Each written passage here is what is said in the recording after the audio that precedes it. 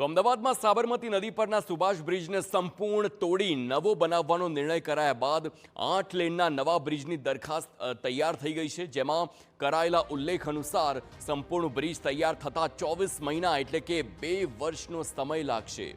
એક સાઈડનો બ્રિજ 16 મહિના માટે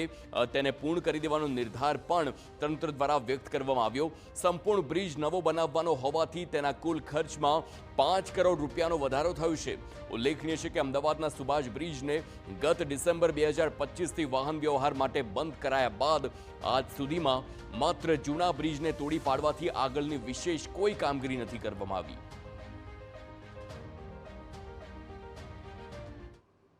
અમદાવાદના શહેરીજનોને 2 વર્ષ બાદ હવે સુભાષ બ્રિજ પરથી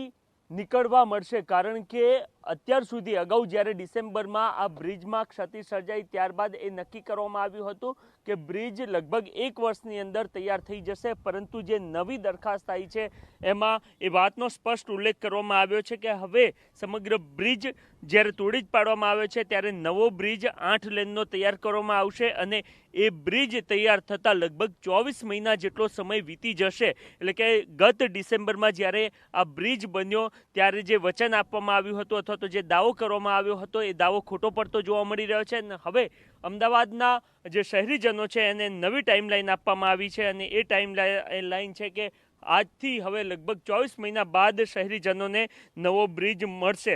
લગભગ છેલ્લા 7 મહિનાથી આનું બ્રિજનું કામ ચાલી રહ્યું હતું અને એ 7 મહિનામાં મહાનગરપાલિકાએ માત્ર ને માત્ર આ બ્રિજને તોડવાનું જ કામ કરી શક્યા છે, એ સિવાયનું કામકાજ તેઓ કરી શક્યા નથી અને નવી જે દરખાસ્ત આવી છે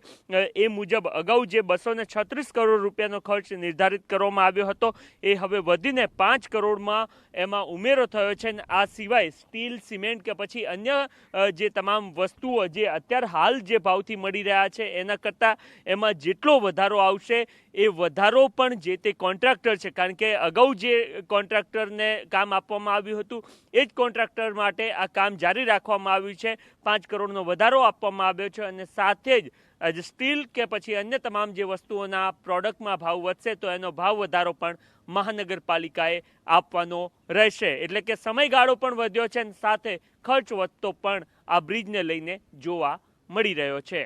કેમેરામેન નટવર પરમાર સાથે નરેન્દ્ર રાઠોડ, TV9 અમદાવાદ।